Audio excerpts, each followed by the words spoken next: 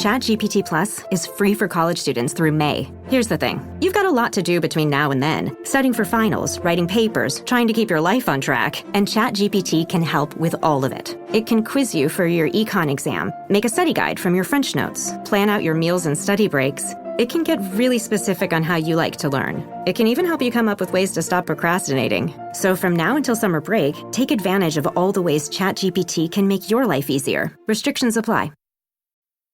Fellas, you know Degree Cool Rush deodorant, right? Well, last year they changed the formula, and guys were mad about it. One dude even started a petition. So guess what? Degree heard us, admitted they messed up, and brought the original Cool Rush scent back exactly how it was. And it's in Walmart, Target, and other stores now for under $4. So grab some and remember why its cool, crisp, and fresh scent made it the #1 men's antiperspirant for the last decade. Degree Cool Rush is back, and it smells like victory for all of us.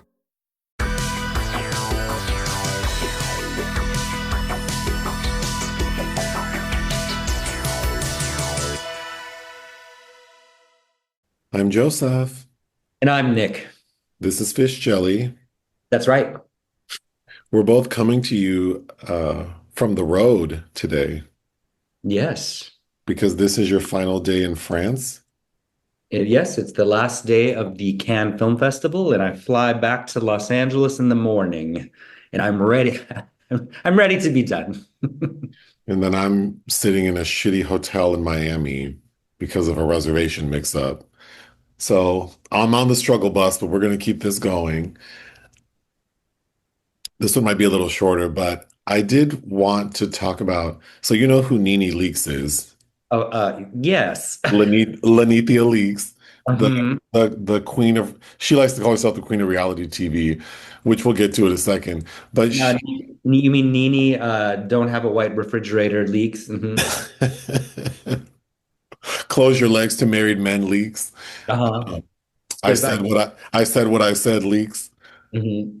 Yeah, she's an icon. I mean, you know, when it comes to modern like reality TV, I do feel like she deserves in that world the moniker of icon.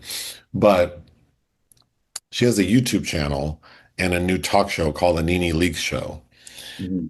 And I highly recommend people check out. So she has several episodes with different. So her format is basically like she just pops on camera. It's like, hey, it's Nene Leakes. It's the Nene Leakes show.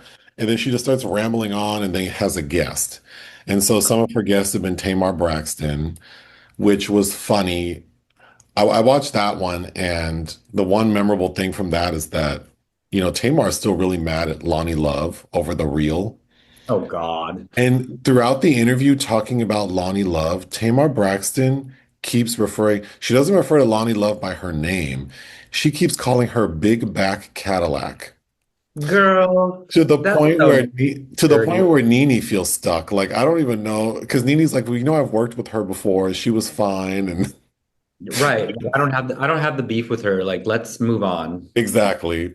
And then she interviews Cynthia Bailey, another Real Housewives of Atlanta cast member. That was really awkward because you know I used to watch that show, and they used to be really close friends, and then their friendship fractured, but then they came back together. But the reason I'm bringing her up is her most recent episode, it's like it's it's billed as like she's interviewing two people, like it's like a group interview, but it's actually like two separate interviews that are so poorly edited together and jarring. But she interviews Nivea, the R&B singer from the late early 2000s, and then Delicious, who people might remember from Flavor of Love. Oh, yeah, yeah. Uh-huh. But I have to say, Nene Leakes is definitely the worst talk show host I've ever seen. I mean, she's like if you mix Tyra Banks and Neil Brennan, but make it dumb. Yeah. Oh, that reminds me, remember Monique's talk show? Baby. Oh, baby. No, t Nene Leakes only has like four things to say. She only has Well, she has four sentiments and she just keeps repeating them. And no matter what her guest says, she relates it to her. oh yeah, very Tyra. Hmm. So like Delicious was saying like, oh, I have a 25-year-old and a 13-year-old. And Nene's like, oh, I don't have a 13-year-old, but I have a 25-year-old. And then starts talking about her son. I think a good starter episode would be episode 7 with Nivea and Delicious because if anyone, I love Nivea. Her music is, um, we all know that song, Don't Mess with My Man. But I think Nivea's personality is infectious. Like she's the sweetest, sweetest lady. And to the point where I actually randomly will look up Nivea interview just to watch anything with her talking. And it's like to have an interview with someone like Nivea and you still somehow suck all the air out of the room because you just can't stop talking about yourself. And also, Nene has all these cards. So it's like you and I talking right now, and then all of a sudden she'll stop and like read the card. So tell me, when you're at Cannes, what is your film schedule like? And just like, wait, but we were talking about pizza and like, Oh, so she can't segue. Yeah. Mhm. no, but she doesn't even know how to like you'll start talking about like, oh my God, I have the craziest story. I ordered a pizza at my favorite pizza place, and there was a dead rat on the pizza. And then Nene's response will be like, so tell me, what is your schedule like? Like, wait, no, we want to hear about the rat on the pizza. And she'll just totally, and then, Nivea has children from Lil Wayne and The Dream. So like these two very high profile men. And all Nene kept saying was like, girl, how did you get two men like that? Like, how did, like, she just, it was so cringy. And then with Delicious, I would love for like a communications major or someone who works in like PR to watch this portion of the interview because you've never seen an interviewer let the entire interview be about her. To the point, I have to say, Delicious is a very beautiful lady. I'm not super familiar with her, but she seemed very poised, very sweet. And I think she understood very quickly that when you're talking to Nene, it's about Nene. So Delicious actually flipped it. And so for the entire like 12 minutes that they're together talking, Delicious is basically interviewing Nene. So Nene's just talking about her dead husband, Greg, and how they both used to live in the same neighborhood in Atlanta. And it's and about like Nene's dating life. It's the strangest. Also, if people watch the first 6 episodes, you'll notice that the hair and makeup are garish. Like it's really bad to the point where Nene had to make a video because I've been watching every episode. She had to make a video explaining, yeah, I know my hair and makeup's bad. And she basically calls out like the lighting people. And in the video, she's like, if anyone knows any good lighting people in Atlanta, let me know. This is not the time to do that. That should be set up, No. girl. Also, you're like a reality TV star who's done hundreds of episodes. You've been on like a prime. Remember, she was on that Ryan Murphy show? Oh yeah, the normal heart. Yeah, I think that's it. And then she was, of course, on like Celebrity Apprentice with our president. And like she's accustomed to being on camera. So the fact that she doesn't realize that she looks so crazy on camera for 6 episodes. Also, part of it is her. I will say episode 7, after she called everyone out for looking bad, it is slightly better, but someone needs to just tell her that you have on like drag queen level hair and makeup. You just look crazy. And whomever is filming her and doing all these close-ups, it's not flattering at all. But I just wanted to mention that because it's been a long time. Um, well, long time. After my Neil Brennan rants that I had to remove myself from, so I haven't listened to him in a long time. Yeah, Nene Leakes is up there as like, oh, like she's so terrible at this job. So you're saying it's probably going to be short-lived. Well, I mean, they're fun to listen and watch because they're like a train wreck. And of course, anything Nene Leakes does is going to get some attention. So I'm sure she's going to continue to book interesting people. But yeah, I can't, I would love to have like um, a mental health professional watch a few of her episodes. And there, she clearly has some, I don't know, I'm not qualified to use any of these terms, but she seems like a narcissist. She seems Oh, very, for very, sure. Yes. very self-absorbed and And I feel like I've met people like her who are just funky and have an attitude, but think that they're like the center of everyone's world and that all they have to do is show up and everyone's going to be engaged. And that, Sparkle, sparkle. that lady's not giving us anything. If Nene Leakes didn't have a wig on and all that makeup and she were just sitting somewhere, no one would pay her in dust because she just like the energy is not there. So to watch that same person get dolled up and then put a camera on them and then she just starts rambling is is really fascinating. But moving on, so you're wrapping up Can. Yes. Sure, we'll do a best and worst. Yeah. It might, Yeah.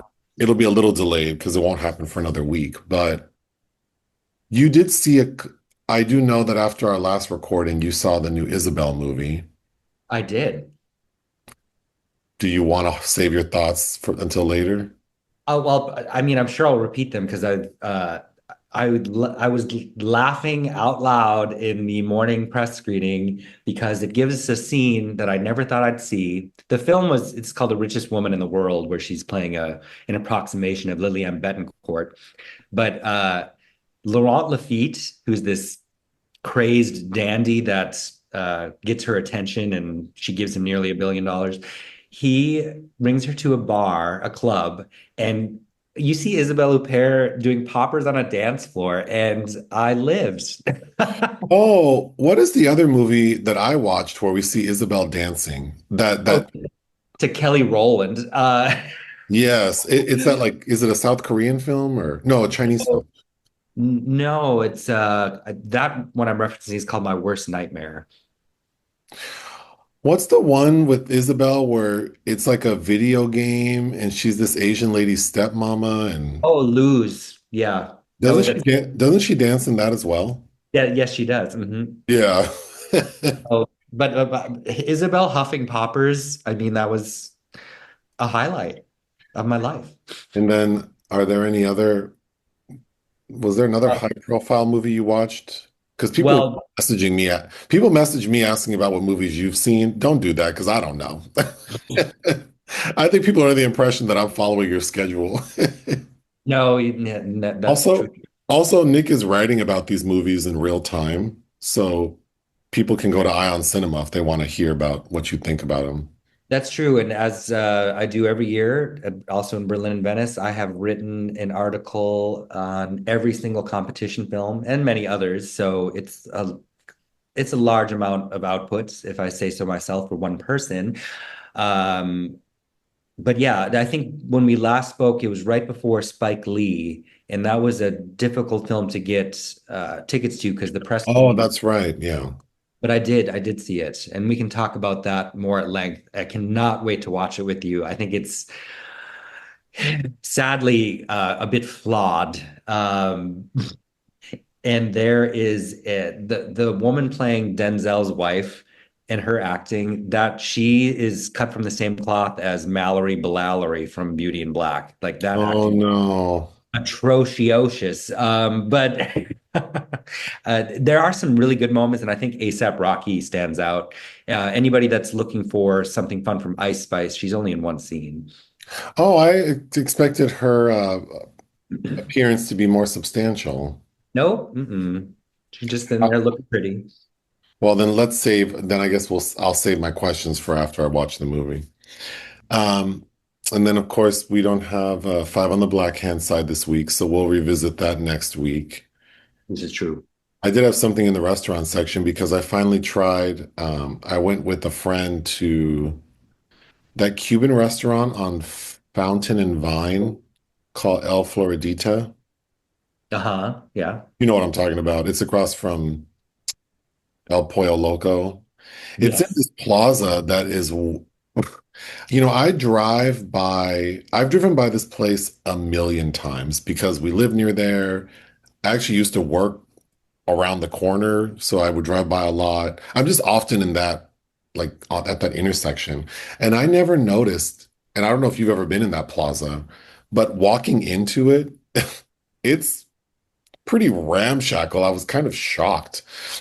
Why? It's LA. I feel like that's all over LA. Things That's seem a to good go. point. Like I shouldn't be shocked, but I don't know what I expect. So I walk, so the it's a plaza with a big parking lot.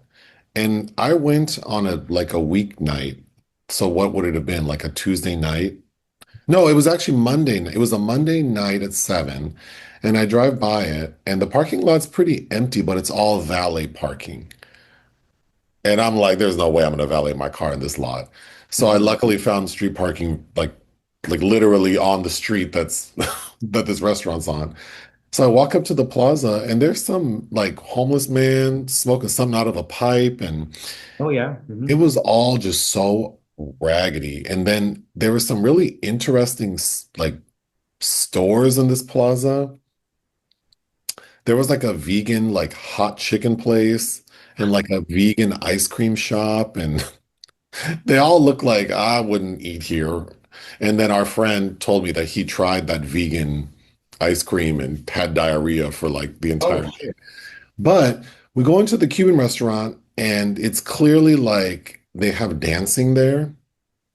Hmm. Because we walk in and all of the tables are moved like to the like edges so that there's a lot of space for dancing. And I'm like, oh God. And immediately the server's like, are you here for the dancing? No. So then he gives us a separate menu, which I'll get back to in a second.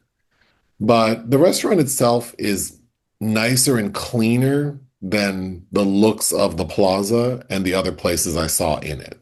So that was promising. I will say the staff, they let us stand there for a long time before they greeted us, and then they seemed confused that we weren't there for dancing. But once we got the menus and ordered, the staff was super, super attentive to the point where then I started to feel like, are they trying to get us to leave or what's happening?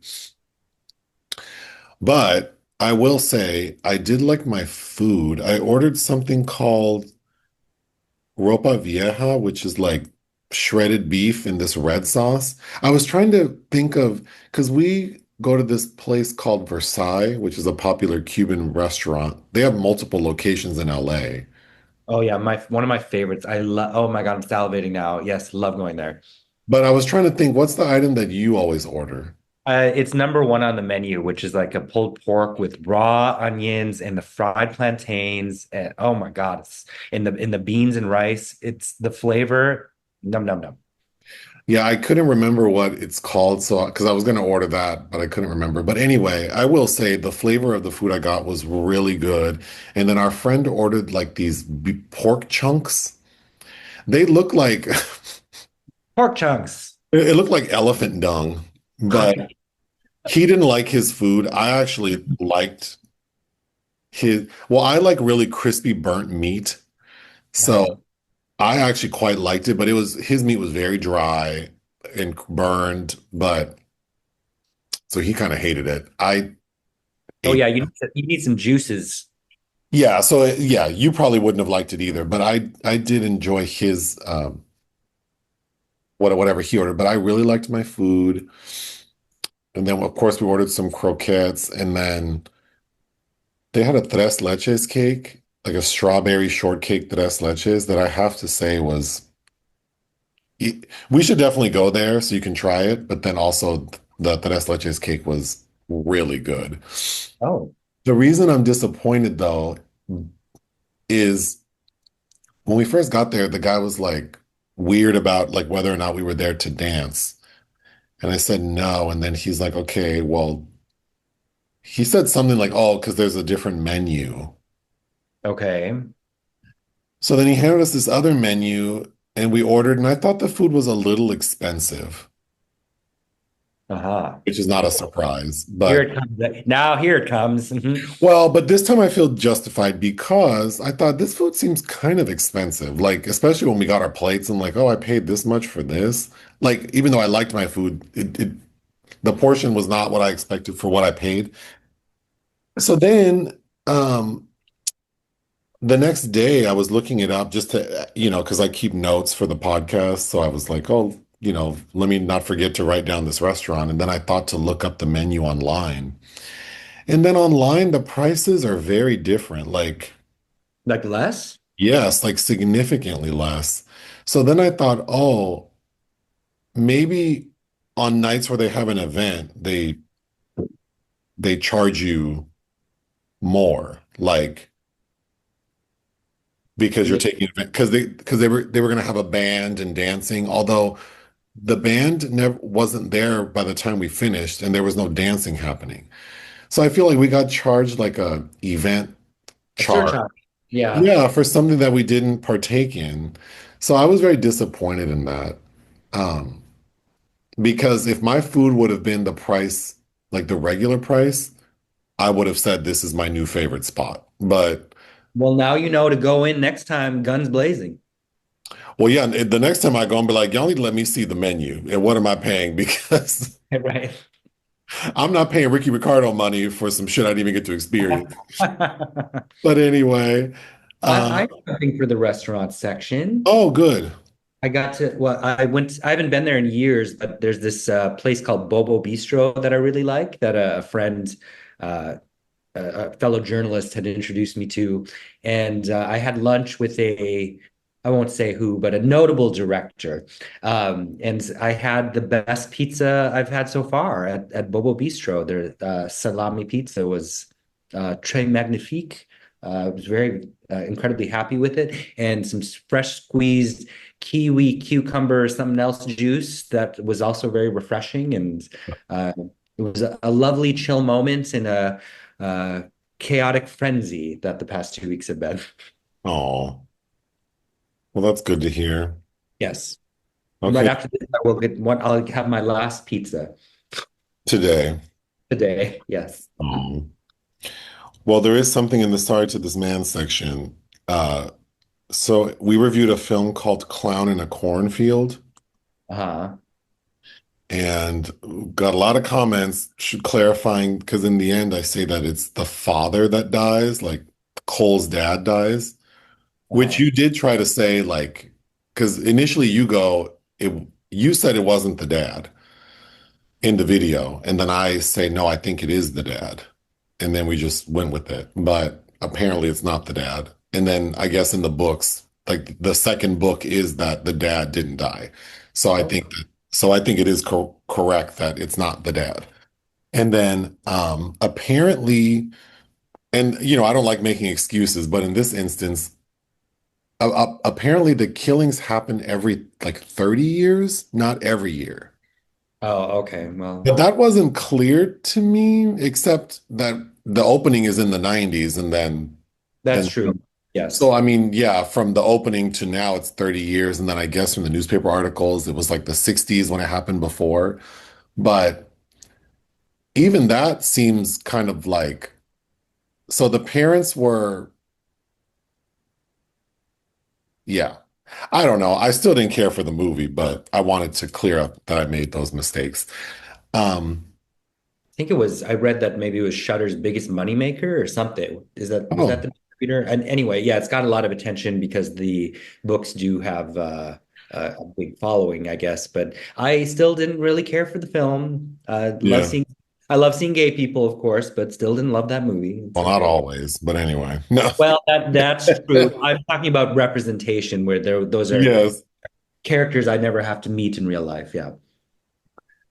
Okay, unfortunately, there are entries in the obituary section. Do you know who Colton Ford is? The adults film. The corn star. Can I just say, I hate that adults talking about, I hate that on social media because of whatever restrictions that adults are referring to porn as corn. Like, I just hate that. But That's anyway, like that's like when people were try to be able to say the N word, were saying ninja. yeah. Like, just Well, shut the that's worse, but yeah, for doors. sure. Um, so he died, he was 62, but his death is really unfortunate because he I think lives in Palm Springs and earlier this week he went for a hike and never came back. So he was reported missing and then he was found dead like on the hiking trail Oh shit. and that it was due to like a hiking accident, like maybe he fell. No. So like I don't, from what I read, it's not like considered foul play. It's just a really unfortunate accident. But I am very familiar with who this is, and not because I watched adult videos when he was popping. It was because he also made music. And I remember being at like a little gay store where they, had still had CDs. And I remember a friend buying a CD, like a Colton Ford music CD, and there was like a remix of something he did. And I remember that remix sounding like a good song. And so I actually, and I'm sure not that he would give a shit about what I think, but I'm sure he'd be happy to know that some people only really knew him for his music. But because he seemed like he enjoyed it, but because he made a lot of music. But yeah, I thought that was really, unfortunate. Yeah, that's distressing. I mean, that's how Julianne Sands kind of died too, huh? Yeah, actually. And then another death that I was sad to see because I used to watch this show as a kid, and I have very fond memories of it because my mom and I would watch it, is George Wendt, who people know from the show Cheers. He played Oh, Norm. He died. yeah. Yeah, and um, yeah, I have really fond memories of being a kid and watching it with my mom. Did your parents watch Cheers? Oh, yes. I was really little and they would put me to bed. And you know me, I hate going to bed. Um, Mhm. I would, the theme song would play and it would, be synonymous with my bedtime. But there was because I lived in a wood stove heated house in the country, and there was a way I could peek through the aperture to watch the TV from the living room. God, just always sneaky. Yes, I do. And when I did a stint in Amsterdam for 3 weeks, there's this bar, I don't know if it's still there, where every night at closing they would play that song. Oh, Yeah. yeah. The I have fond memories of the theme song, and also those memories are tied to the show Who's the Boss? Yes. That's another one my mom and I would watch on Thursday nights. Yeah. And then Frasier, my mom would watch, which was, I believe, a spin-off as well, or I don't remember now. Because BB Yeah, Newirth is, because BB Newirth was on Cheers, and then she was Frasier's girlfriend, right? I I no, I think, think Frasier was Kelsey Grammer was also on Cheers, wasn't he? yeah, that's why I thought in my Yeah, mind yeah, they're yeah. maybe more than or less than they are. But anyway, Well, so the secret film this week was my choice. And I uh, chose the 2025 TV movie Single Black Female 3, the final chapter. which I had to watch at Cannes. People talk about palate cleansers. This is certainly a palate cleanser while I'm here. And keep in mind, I have not seen Single Black Female or the sequel. So, We uh, did review one of them on our podcast. well, I think it was just you because I don't recall watching that. I think you, Actually, let me Single Black Female. Yeah, episode number 43 of our podcast is me talk. It was another situation where I think we're out of town. yeah, and you watched it So alone. So I watched it alone and talked about it by myself with you, or you just sat there and like I was repeating your order at the drive-through window. And then I watched Single Black Female 2, and I think we talked about it back when we were still doing movies we watched for fun on the podcast. That's right. That's right. Yeah, so we've actually talked about the previous two films, even though you hadn't seen them. Now, before we even get started, do you think a person needs to have seen the first two to appreciate the final one? I mean, this is utter nonsense. So no, but at the same time, I was so disoriented because, this was not a planned franchise trilogy. So it's kind of feels like they're just making up shit willy-nilly as they go along. So I felt very confused about which woman is the actual villain of the two leads. So Well, no, you don't need to, but also at the same time, I guess if you care, it would help. It does open with a montage referencing the previous two films, and I was laughing alone in my little Airbnb because there's Simone is one of the characters, and she is in disguise. And the man, they're being sexy times with some man. And he's like, "You're acting really weird, Monica." And Monica. he goes, "That's because I'm Simone, bitch." Yeah. Well, let me read a summary that ChatGPT provided me. Single Black Female 3, the final chapter, follows Monica, who faces deadly consequences as her past secrets resurface. With new enemies and unresolved trauma, she must fight for her life and identity. The suspenseful thriller delivers intense drama, betrayal, and a shocking conclusion that brings the trilogy to a climactic end. None of those adjectives should be used to describe this film. It's not shocking or thrilling. No, no, no, no. But is it fun? It's fun because it's just so ridiculous. I mean, I was laughing a lot by myself. I don't think a person needs to have seen the first two to kind of get the gist of what's going on, but just to try to explain for people who haven't. So the story revolves around two women, Monica and Simone. Monica is played by Raven Goodwin, and Simone is played by Amber Riley. People should know Amber Riley from Glee, and Raven Goodwin, I only know her from this franchise. She's a character actress previously that was in a ton of stuff, like notable films you recognize. Like she has part in Snatched and I believe The Station Agent. So you've seen her face and stuff. So, Monica, you had already alluded to this, but essentially Monica is the good guy. So in the first film, Monica is this popular, like Houston TV personality. And one day, this woman, Simone, shows up trying to basically like get a job working with Monica, and she does, and they very quickly become best friends. And the gag is better in the first film because they look very similar. Since then, I think the actress playing Monica seems like she's gained weight, and then Amber Riley seemed to have lost weight, so they don't favor each other as much now. But in the first one, there are moments when it's like, oh, they're kind of indistinguishable, and it is a plot point that, like you already mentioned, where one's having sex with the other's man, and he can't quite tell. If that were to happen in this film, he would know. But so basically, their backstory is that Monica and Simone share a father. Monica's father was like the mayor of Houston, a very distinguished member of the community. Her mom is played by Janet Hubert, who people should know as the original Aunt Viv from Fresh Prince of Bel-Air. But they have this very like sort of like distinguished family. And then we find out that the dad had an illegitimate child, and that illegitimate child is Simone. And so Simone has all this trauma from feeling abandoned. And so she's basically like a psychopath. And so she has ingratiated herself into Simone's life because she kind of wants that life. She feels like she missed out.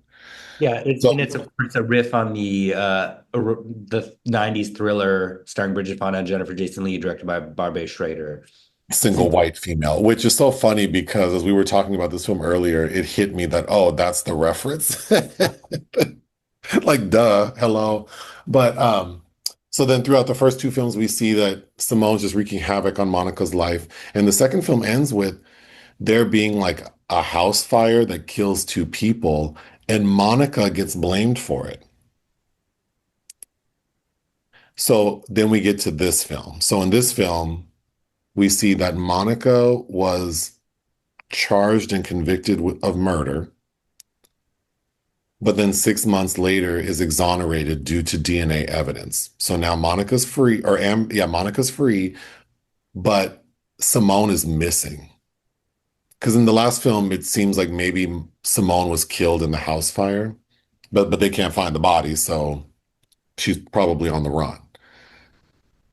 So Monica is in Seattle trying to get her life back together. She's with her best friend, played by K. Michelle, which I would assume you would put in the same space as the actor from the new Spike Lee movie. Yes, it's K Michelle is horrifically bad, I would say, in this. And although I was laughing a lot at her because she says every time she says Monica, was giving me a beauty shop memories.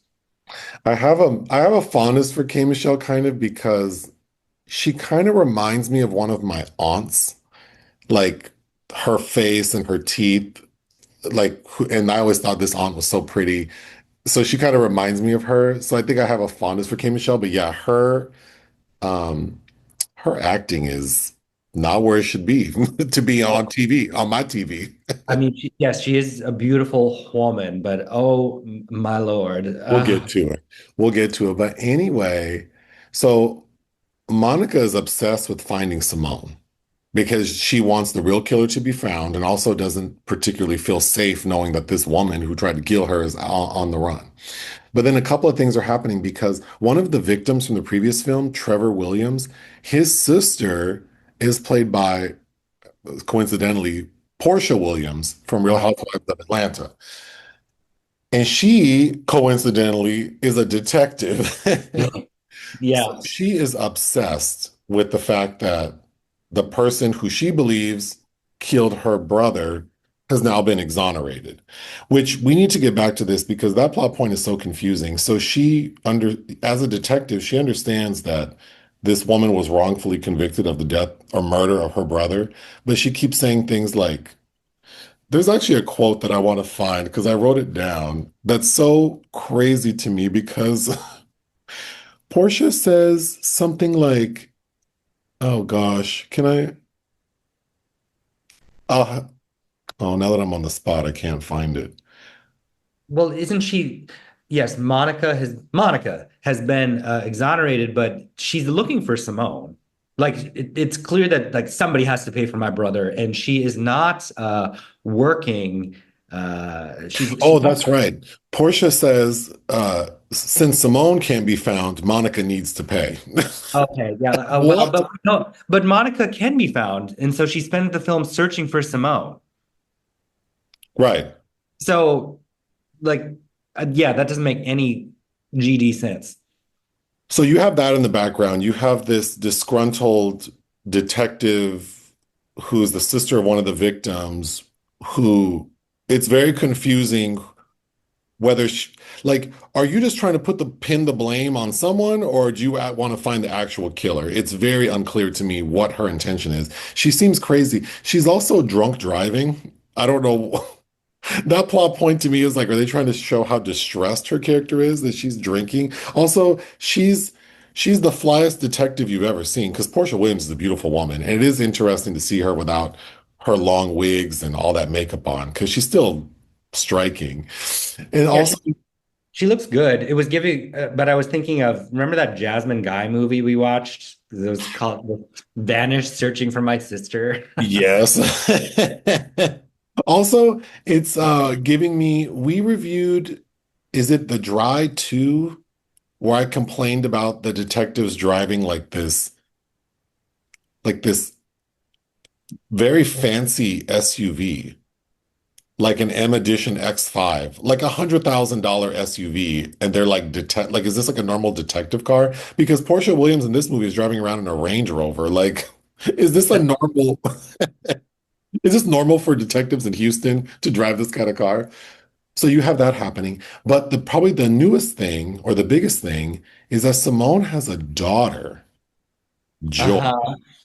And What's her last name? That's like Joy Jarvis or something. yes, played by an actor named Kennedy Chanel.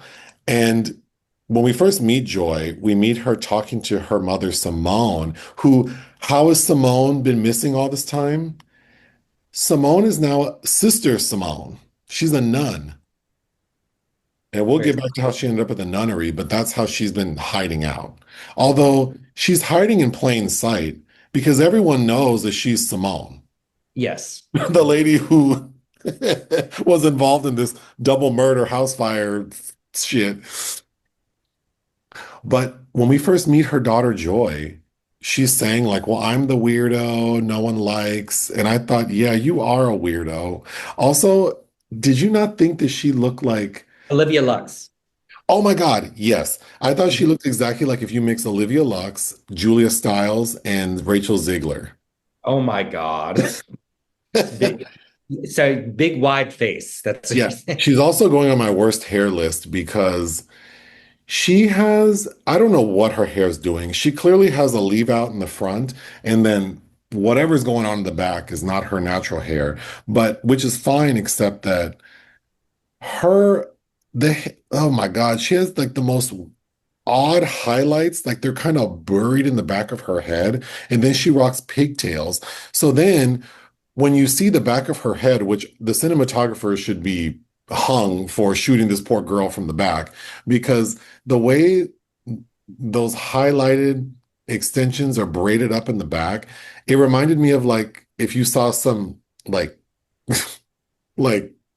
like some crustacean with vitiligo or something. It looks terrible. It looks so terrible. This poor girl, Well, the cinematographer is Jason Weary, so I can't believe they got any shots of her from the back looking like that. It's so crazy. But anyway, so some weird things start happening, like someone kills the nun who helped Simone, and someone poisons Joy's boyfriend, and someone tries to kill well, to Monica. me, the best scene, my biggest belly laugh was the hit and run of a character named Siobhan. Oh, we need to get back to Siobhan because like these are college students. I had to keep reminding myself that these are well, because also I feel like poor Joy, that actor is afflicted with who's a okay, you're gonna have to help me with this one. So the show Greenleaf, the Um, one son who was on Why Did I Get Married? um, Rucker. Lamont Rucker, his wife, who's a Oh, who's a beautiful woman, but she does read a little elderly. you always kept talking about how elderly she looked. I kind of feel like the actor playing Joy also looked elderly to me. But then they dress her up like this, like like You're, teeny bopper girl. Kim Hawthorne is who you're talking Yeah. about. So, um, yeah, but then like when we first meet Joy at school, it's like these girls are acting like they're in the eighth grade. They are so infantile. They're Siobhan, Infantile, that's the a, word. a bully who is obsessed with social media. I don't know who's following her dumbass, but there's this cute boy that Joy's trying to hit on, and are they in the cafeteria? And Siobhan goes up to them and she's like, "Have you ever seen fresh meat squirm?" And then she dumps worms on Joy's head, which is so Like stupid, the kind of worms that you go fishing with. like night crawlers. Like what? Okay, first of all, where in the where I'm trying not to curse. Where did you get worms from, bitch? And then also, I'm not a fighter and I'm not trying to act like I'm Billy Badass, but if somebody came and dumped worms on me, I'm swinging. There's just no way. And filmed it on And then filmed it. their posts. And And it's then like, immediately it goes viral. You hear everyone's phones going off. Like, is that how social media works? Like, I've never had my oh, phone just go off. Like, well, that's not true. I used to get uh, at the point where I had to turn off all notifications because I get too many. I if wouldn't that get those awkward live notifications.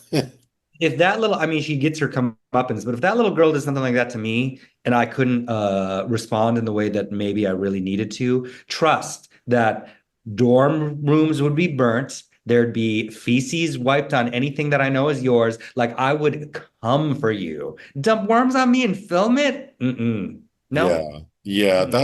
that's out of control. But anyway, so all these things are happening, and then the final sort of like the climax of the film is that Monica and Simone meet in Uh-huh. Monica's house, and they're holding each other at gunpoint, and then they have like a conversation and realize that, oh, everything that's happening to me, you didn't do. And oh, everything that happened to you, I'm not responsible for. So who would want to hurt both of us? Aha, Portia Williams, which Well, Ebony is is her name, but Ebony. And so, of course, I mean, that's like the most obvious thing is like this crazed sister of a victim wants revenge on both of them. But then we find out in the next scene that, oh no, the daughter, Joy, came from a broken home because obviously her mother didn't raise her, and that she struggled bouncing from foster home to foster home, leaving group homes. She's crazy. And she's doing all this because she wants to be with her mother. So she's trying to eliminate everyone who's going to get in the way. Uh-huh.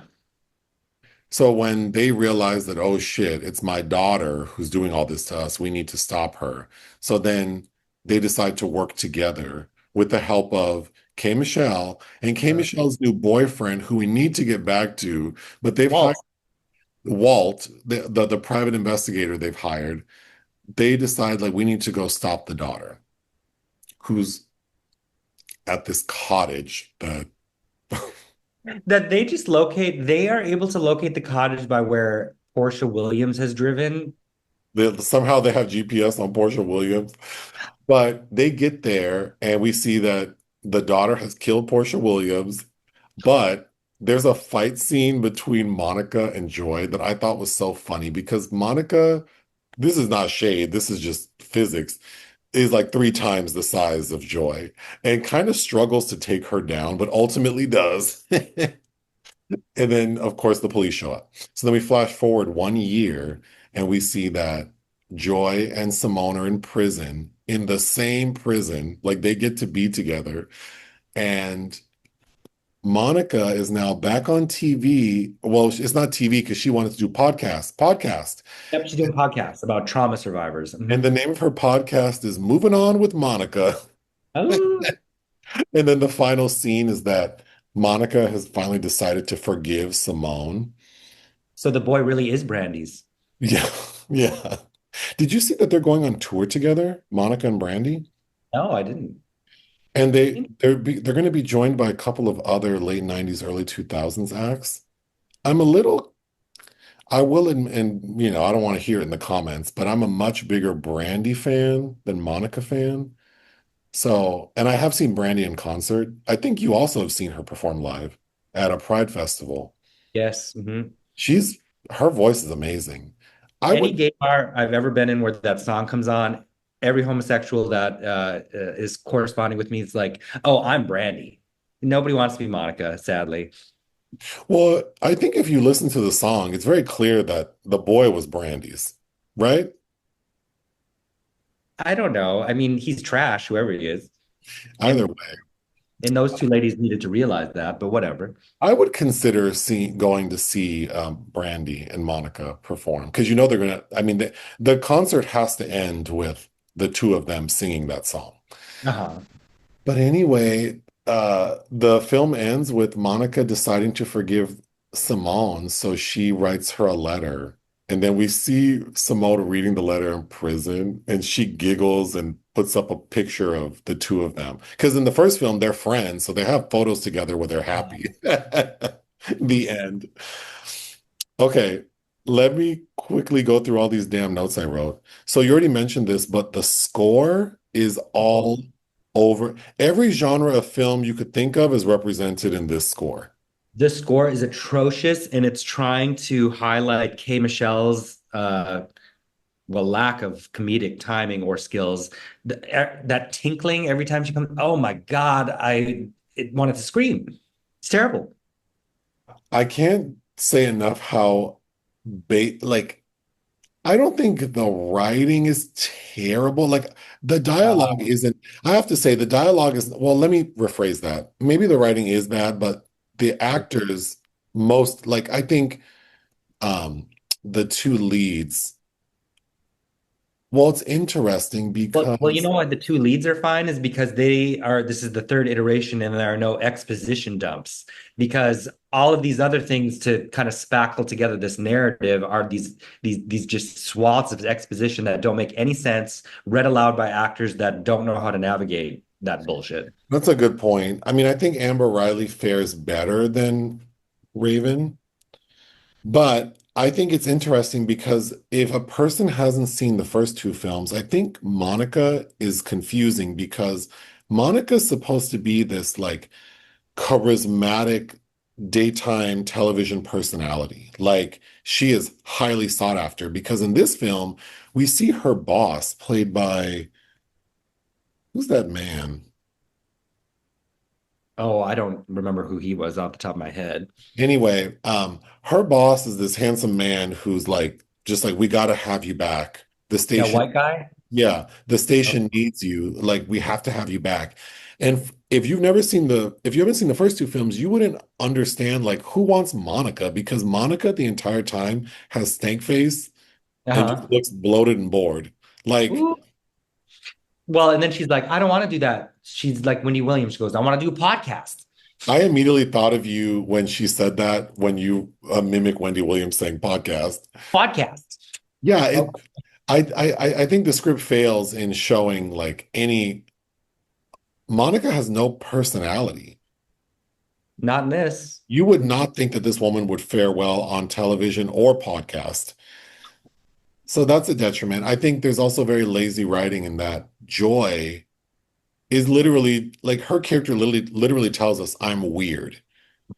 And then she looks weird and she's acting weird.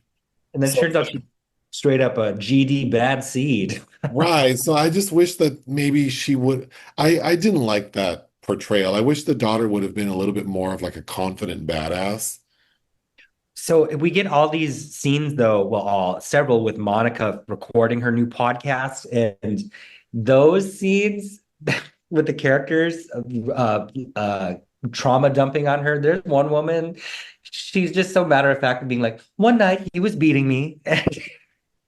Oh yeah. Yeah. I think I have another note about that lady that I'll probably get to, but yeah. Um, so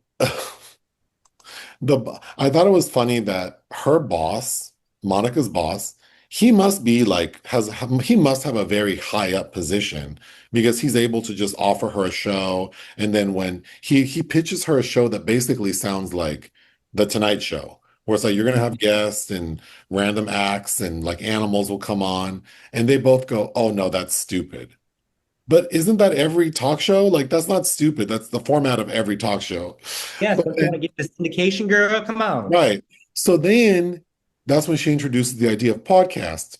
And then he goes, "Oh yeah, you can do that." But did you notice the desk he was sitting at?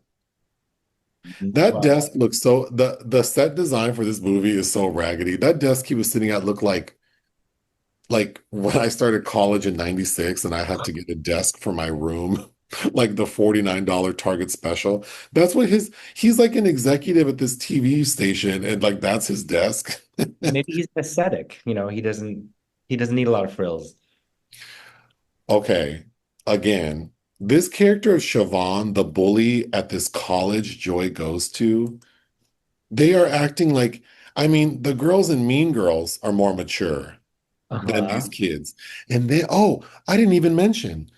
So there's this boy at Joy's college. Again, these characters are written like they're in like the eighth or ninth grade. This boy, Devin. Devin, immediately comes to Joy's rescue. And it feels so awkward. Like, why is he doing this? And then they go for a walk in like the next time they hang out, and he explains like, well, first of all, he goes, "What are some of your favorite films or something?" And he rattles off like a few films, and she's never watched them. Uh-huh. And then he's like, "What? Oh, they reference Eddie Murphy twice in this movie." There's a Harlem Nights There's a reference. Harlem Nights reference about someone getting their crusty pinky toe shot off, and then Devin asks Joy, "What are your favorite Nutty Eddie Murphy movies?" And Joy says Nutty Professor, and he goes, "What? What about uh the only one I remember him referencing is The Golden Child." Yes, yeah. What about all those? The Golden Child is not good. So he Um, rattles off like three comedies, and then Joy goes, "Oh, is comedy your favorite genre of film?" And he goes, "No, I'm actually really into true crime documentaries. I'm making one right now." And then it's like, oh, this boy is only into Joy because he knows that Simone is her mother. uh-huh. Okay, so then we have to circle back around to this fact that Simone is hiding in plain sight. Everyone knows that Simone is probably responsible for the killings, Uh-huh. and everyone knows that this girl is her mother. And then, like you already alluded to, like, why are the detectives like, shouldn't they be searching for Simone? Like, Yeah, she doesn't seem that hard to find. But And then we keep Before. we keep meeting Portia Williams' boss, Mhm. who is also saying like, stop looking for her. That's our job. But then why aren't you doing that? Exactly. Well, it's not a high priority, I guess. That's why she's mad. She wants somebody to pay for her brother. Before I forget, though, shout out once again to Jasmine Guy for the Harlem Nights reference. Um, the the nunnery that I kept thinking of, well, of course, Sister Act, but that is the original the book written by Robert Bloch, Psycho 2. That is the sequel to Psycho, is the going to the nunnery. So I kept thinking of Oh, that. that's right. Well, The I'm glad you bring up the nunnery because that's where we learn about Sister Margaret and sister. how Simone ended up there because Sister Margaret is this nun, like that. She goes to Monica's house to apologize to her. And Monica's like, why do you want to apologize to me? Well, that night of the fire, when those two people died, I found Simone unconscious in the street. And so I decided to help her. And so I snuck her to the nunnery, and I've been taking care of her ever since. Does that make any sense to you? No, the nuns seem so stupid. They're so non-discerning. And it's like, were you born yesterday, woman? Like, what the hell is wrong with you? And she's not the only dumb nun. There's another one. No, no. Okay, you can be a woman of faith and want to do the right thing and help this person, but like, yeah, get her medical attention and let the Harboring. authorities tend to her. Like, why would you hide this person who's clearly probably in trouble? But not only the gag is not only she hide her sister Margaret, who is murdered, has left her life insurance to Simone. This nun who rescued a known criminal has also decided to make this criminal the beneficiary of her life insurance policy. Why? Uh-huh. Why? Why would she do that? Well, because for instance, you don't know who killed her, and you think that it's Simone. You're like, oh, that's cold. But of So course, then Monica says, okay, well, if you're so sorry, tell me where Simone is. And the nun says, I can't do that. So Monica throws this nun out of her house, which I did think was funny. All the while, Portia Williams is sitting in her Range Rover with her long shot camera taking pictures and drinking alcohol. uh, But she goes to follow the nun, and that's when she realizes, oh, there's something connected, blah, blah, blah. Okay, K. Michelle. ugh. So she's Monica's best friend, BB, and K. Michelle's entire personality is that she's smart and sexy. It Uh, just Anybody that has to keep telling everyone that they're smart and sexy, usually not the case. it's really unappealing because she comes she she's giving like Rue McClanahan and the Golden Girls, Yes. and then all she wants to do is like push up on men. She does hire a private investigator, Mhm. and then we meet the private investigator, and he's a very handsome man. So then, of course, she's all hot and bothered. Mhm. And the okay, help me understand. So the private investigator immediately starts flirting back with her. And then Walter. Yes. Walter. And then he goes, well, I'll do it for free. Just buy me lunch. You're going to take this case on for free. And then immediately, K. Michelle goes, no, charge me what you normally charge. And he goes, well, that's $250 an hour. And then she goes, okay, I'll get you a pizza. You mean to tell me that this man who meets this woman decides that I'm going to work for free? Like that felt crazy to me. Because it is. And then he proceeds to take this case on, although it doesn't appear to look like much. But can we talk about their relationship? Because we get like three scenes with K. Michelle and the PI, and they're clearly like being romantic. Yes, they're an item. Mhm. But then towards the end, K. Michelle tells Walt she wants to keep it professional. But what have you been doing this entire time? And then when we flash forward a year, I forgot to mention, we get a scene where Walter proposes to K. Michelle In a restaurant, in a yes. restaurant. Mhm. Oh, I did want to say, did you notice the restaurant, the wallpaper that they had? It was like tropical, that Oh, green. yes. At the I very really, end. I really like that. I kind of wouldn't mind having a wall that had that wallpaper. Okay, good to know. Okay, Siobhan. So the bully, after she pours worms on Joy, we see her walking down like a road, like this dark road In the middle of it. in the middle on IG Live, and she's telling her followers, like, yeah, I know I shouldn't be walking alone in this dark road by myself, or whatever, but I'm not afraid. I'm not afraid. And then all of a sudden we see an Audi pull up. Mhm. And then Siobhan's like, oh, I'm not scared. And then she turns around and She taunts the driver. Mhm. taunts the driver. And then we see the driver hit and kill Siobhan. Greatest scene in the film. Mhm. I was so confused because now that you've watched the film, you're supposed to assume that Joy did that. I think so. No. Well, yes. Yeah, because she's the killer. Where did Joy get a black Audi from? I don't know. Also, how did she find out about what food Devin is allergic to? Well, or did she poison his? Or poison, or like where is she getting her access? But I'm so confused because a plot point in the movie is that we know the car that's responsible for some other things. It's this tiny blue Chevy SUV. And we know that's the car that Joy drives. We see her in it. Mhm. So I don't understand why we would have her in a different car killing Siobhan. I mean, when she's done other things in her actual car, it just seemed like a really weird plot point. Yeah, because it's blatantly misleading us because this is nonsense. Yes. Mhm. Okay, at one point, Joy asks her little boyfriend Devin, why don't you like to go out, like partying? And his response to her is, my parents are total extroverts. But that doesn't answer the question why you don't like to go out. That means he's the opposite of his parents. There are several moments in the script where it's like, oh, someone said something and the other character completely ignored it. Like, I'm going to say this thing. Like, Yeah, it's very Tyler Perry. Yeah. okay.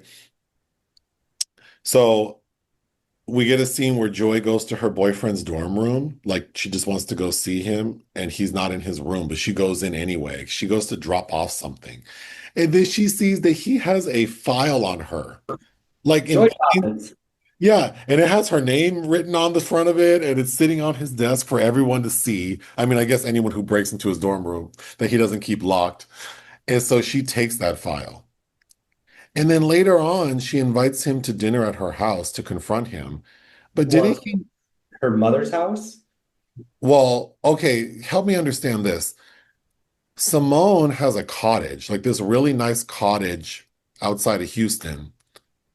But I don't know, like, did you understand that that cottage belonged to the nunnery or Sister I Margaret? I don't know. But how, well, yeah, because Joy does go talk to the other sister where she learns about Sister Margaret leaving the life insurance. And then She talks to that nun at the nunnery. yes, and then Joy's like, well, I'm the beneficiary then if something happens to my mom, can I get it now? Like, what? Like, okay, that doesn't seem suspicious. But wait, so I'm I'm also confused, like, I don't know when she invites her little boyfriend to dinner. It seems like it was not the same night.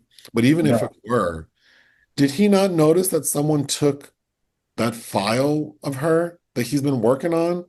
exactly. So then when he gets to her house or the cottage, he sees the file. And then he tries to explain to her, no, no, no, I liked you before I knew who you were. Like, sure, gal. And then that's when we see that someone poisons him. We also see, like, maybe three times throughout the film, maybe more, that there's someone lurking in the dark. And the way it's shot, along with the score, is so silly. Uh-huh. Okay.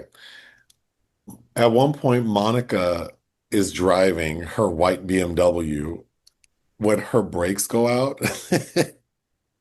And then, But by the time she notices, she would have hit the brakes before. right. It's This as far as woman she does. this woman is fully on the highway. It's like there's no way you didn't hit them brakes well before. And then as she's hitting them, she's talking to herself like, wait, why are my brakes working? And then the way it's shot is like you see her little foot hitting the brake. And then it I was howling because she immediately veers off the road. Yep. It's like, ma'am, you were on the highway. You didn't have to just veer off the road. You could have just taken your foot off the accelerator and you would have slowed down. Exactly. Yeah. She She just, like immediately when she realizes that her brakes don't work, we see her like turn the steering wheel and like crash into a ditch. she panicked. And then of course, BB K. Michelle shows up in her G-Wagon. And then that poor tow truck driver. I feel like it's always those actors who listen to our reviews and comment. Oh, yeah. It's always the actor who was in one scene who will be like, "Hey, I wasn't that bad," or the guy from the Beauty and Black who's like, "Hey, I'm not that ugly." Like, oh, poor over. Oh, Oh, speaking of which, this is a deep cut.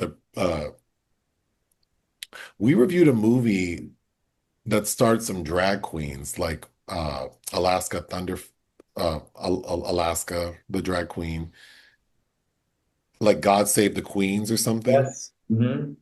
I didn't read the full comment, but I saw that it was her official YouTube page that Laganja Estranja commented, and, and she's mad.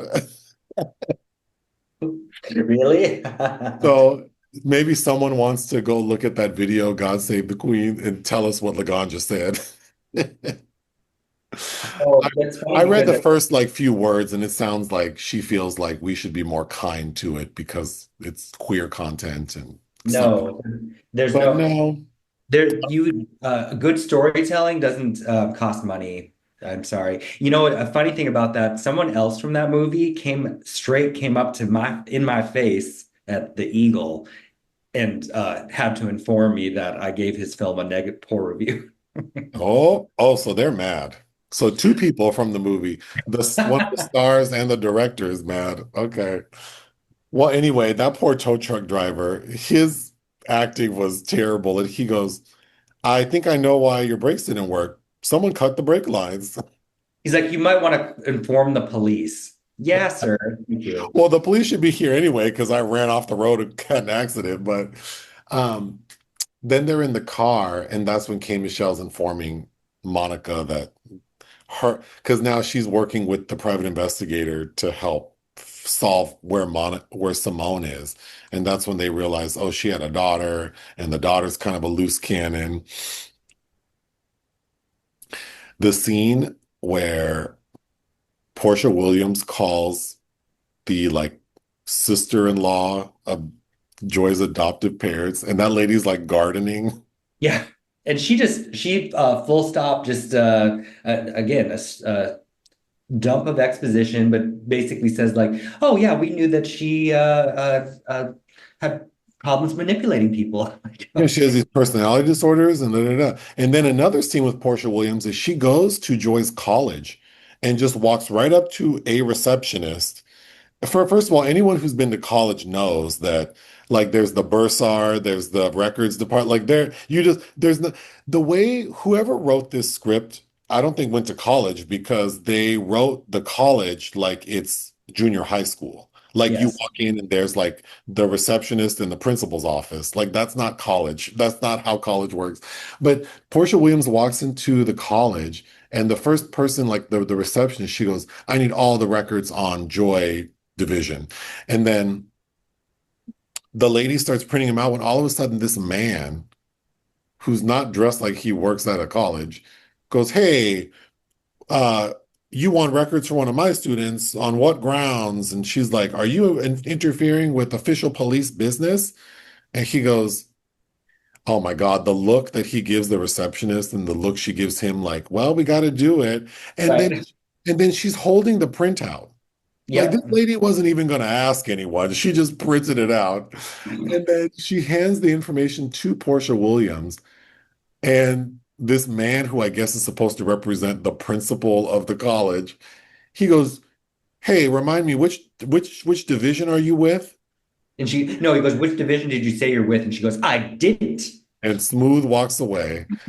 Man, this is I I mean, it does lend look, this movie's like what, 81 minutes long. It's probably Yeah, shorter if you don't sit through the credits. this podcast longer than the movie. Yeah, this podcast is going to be longer than the movie. I will say, well, it's a Lifetime movie, and they are fun to sit through because they're kind of ridiculous. So I will give the movie that. But yeah, I don't think whoever wrote this is qualified to wear these shoes because The writers are Sarah L. Jones and Tessa Evelyn Scott. oh, it took two people to come up with this. I suppose so. We didn't mention the director of this, No, we didn't. Kenna Ferguson, who did not direct the previous two installments. Oh, This is okay. this is inherited. She's inherited the trauma of making this movie. Okay, you already mentioned this, but the people who Monica talks to in her podcast, the final person she talks to is this like religious man who's talking about forgiveness.